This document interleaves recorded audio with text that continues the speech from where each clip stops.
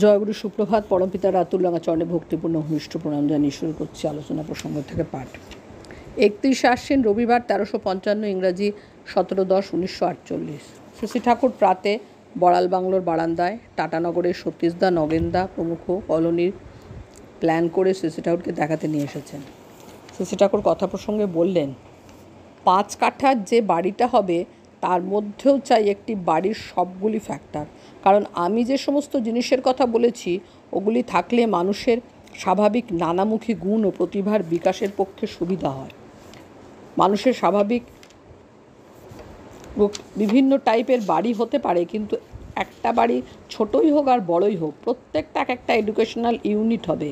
ছেলেপেলেরা যাতে বৈশিষ্ট্য অনুযায়ী সেবাপটু, সুকেন্দ্রিক, কর্মদক্ষ ও অর্জনপটু হয়ে ওঠে তার ব্যবস্থা করতে হবে। কৃষি, কুটির শিল্প, গবেষণাগার, গোপালন ব্যবস্থা, পাঠাগার ইত্যাদি প্রত্যেক বাড়িতেই একটু আধটু থাকা চাই। কবিত্ব, অর্থনীতি বিজ্ঞান ও বাস্তব ইঞ্জিনিয়ারিং দক্ষতা, এই 3 গুণের সমাবেশ চাই এই কাজ করতে। এক একটা ইনভেনশন তো যে কাজই করুক শুধু গতানুগতিকভাবে করে যাবে তা আমার ভালো লাগে না। আদর্শ কৃষ্টিতে যেমন থাকবে নিষ্ঠা, তেমনি থাকবে সব ব্যাপারে উৎকর্ষ, সন্দীপী, গবেষণা, বুদ্ধি। 2,500 টাকায় এমন বাড়ি হবে যে মানুষ মনে করবে এই বাড়ি যদি 7,000 টাকার কমে হয় আমি কি হবে, যে মানুষ মনে করবে এ বাড়ি যদি 7,000 টাকার কম হয় আমি কি বলেছি, 50 টাকা বাজি ধরতে পারি। এটা হলো একটা টেস্ট। এরপর এলএনজি মেডটা প্রভৃতি অনেকে আসলেন। ধর্মনিরপেক্ষ রাষ্ট্র সম্বন্ধে কথা উঠল। শশী ঠাকুর বললেন, ধর্ম হলো বাঁচা বাড়া, ধর্ম চাই। ধর্মপরায়ণ না হলে মানুষ প্রবৃত্তিপরায়ণ হবেই, তাতে বাঁচা বাড়া বিপন্ন হবে।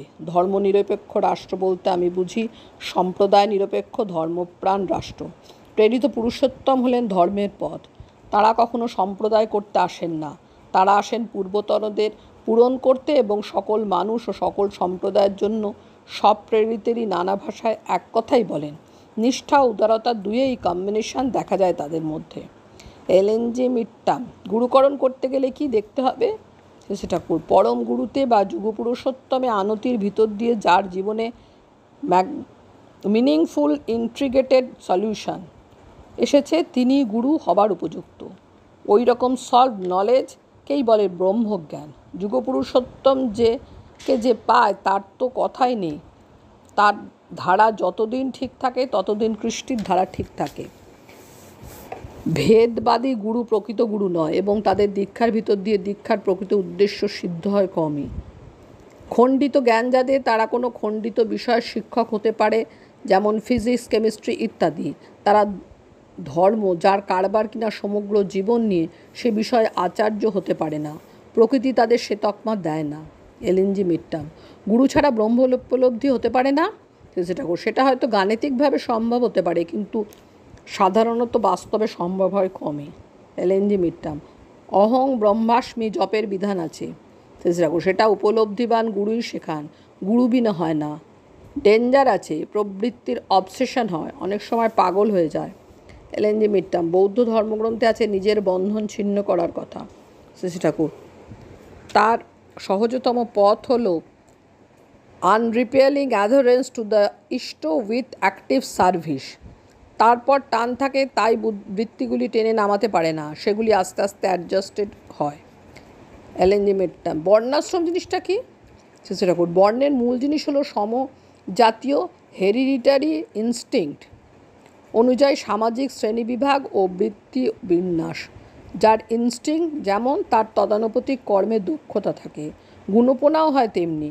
সমাজকে যদি আমরা সুশৃঙ্খল ও সার্থক করে তুলতে চাই তাহলে জৈবিক বৈশিষ্ট্য অনুযায়ী শিক্ষা, বিবাহ ও জীবিকার ব্যবস্থা করতে হবে। যে কাজের উপযুক্ত তাকে যদি তেমন কাজে লাগানো যায় তাহলে তার সাকসেসফুল হওয়ার সম্ভাবনা বেশি থাকে। তাই শিক্ষাও দিতে হয় বর্ণ, বংশ ও জন্মগত ঝোঁক বুঝে। বর্ণ জিনিসটা একটা বৈজ্ঞানিক ব্যাপার, এতে বেকার সমস্যা, অসমীচীন প্রতিযোগিতা ইত্যাদি কমে যায়। বিবাহ এমন হওয়া দরকার যাতে বৈশিষ্ট্য বংশ পরম্পরায় সঞ্চারিত হয়ে চলতে পারে। চতুর্বর্ণ যেমন সমাজ জীবনের 4টে প্রধান ভাগ, চতুরাশ্রম তেমনি ব্যক্তি জীবনের 4টি প্রধান ভাগ। বর্ণাশ্রম এমন একটা জিনিস যা ঠিকভাবে পালন করতে পারলে ধর্ম অর্থ কাম মোক্ষ সমাজ রাষ্ট্র সুপ্রজনন বৈশিষ্ট্য যোগ্যতা সর্বতোমুখী উন্নতি সুনিশ্চিত হবে। অ্যালিনজিমেন্টাম ভারতীয় বৈশিষ্ট্য জাগাতে হবে। শ্রী ঠাকুর ঐক্যবিধৃত বৈশিষ্ট্য ও বৈশিষ্ট্য সমন্বিত ঐক্য জিনিসটা আর্যকৃষ্টির একটা মূল কথা। আমরা একাকার চাই না, একই বহু হয়ে আছেন বহু বৈশিষ্ট্য নিয়ে। আমার 5টা ছেলে মানে 5 রকমে আমি।